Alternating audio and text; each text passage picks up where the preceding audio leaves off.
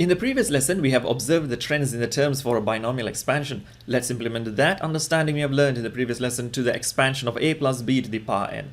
Firstly, it should have a total of n plus 1 terms. Term 1, term 2, term 3 and so on till term n plus 1. The term r plus 1 here will hold the general term which represents and we will use to generate any of the other terms of the expansion, and we will see that shortly. Secondly, from what we have discovered in the previous lesson, to obtain the terms in the expansion, we will have to consider the contributions of the binomial coefficient, the first monomial and its power, and the second monomial and its power. The series of binomial coefficients starts with NC0 for the first term, NC1 for the second term, NCr for the general term, and ends with NCn for the last term. The value of n is the power to which the binomial was raised, and the value of r starts from 0 and increments by 1 for each consecutive term. The first monomial should take descending powers from n for the first term, n minus 1 for the second term, n minus r for the general term, and ends with the power of 0 for the last term, basically from n to 0. The second monomial should take ascending powers from 0 for the first term, 1 for the second term, r for the general term, and ends with the power of n for the last term, basically from 0 to n. To validate the trend or pattern, the sum of the powers contributed by each of the monomial in each of the term equals n. Now, further simplification is possible using the calculator or the equation for NCr. For any value of n, NC0 from the first term and NCn from the last term equals 1. And from the laws of indices, the monomials b to the power 0 in the first term and a to the power 0 in the last term equals 1, leaving us with the first term as simply first monomial to the power of n, and the last term as the second monomial to the power of n. And now let's look at the general term and its formula. The general term formula is given as tr plus 1 equals ncr a to the power n minus r b to the power r.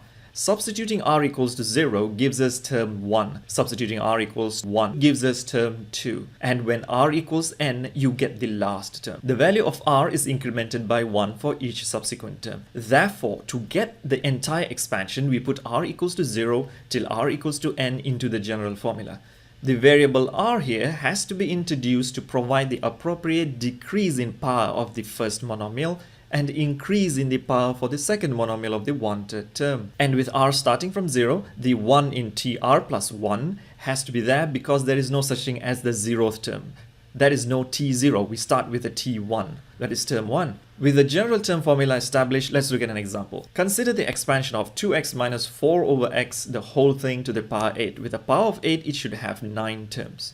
To obtain the general term for this binomial raised to the power 8, we make a comparison between that which we know and this one. And it goes tr plus 1 equals ncr, first monomial to the power of n minus r, and the second monomial to the power of r. Once again, it goes tr plus 1 equals ncr, first monomial to the power of n minus r, and the second monomial to the power of r. Using the laws of indices, the products are separated, and those factors that gives pure numbers, such as the binomial coefficient, the 2 to the power n minus r, and the negative 4 to the power r, are kept together towards the left, while those factors that contribute to the x and its powers are simplified based on, once again, the laws of indices. The general term formula is now upgraded and simplified for this particular binomial, where these factors give rise to the coefficient of the term, while this is the variable and the exponent, the power on the variable. With that, we can obtain the terms in the expansion easily. N equals 8, and r takes integer values from 0 till 8. For the first term, r equals 0, and substituting r equal to 0 into the new upgraded general formula will result in the first term. Similarly, for the second term, r equals 1. For the third, r equals 2, and so on till the last term where r equals 8, which gives us a total of 9 terms.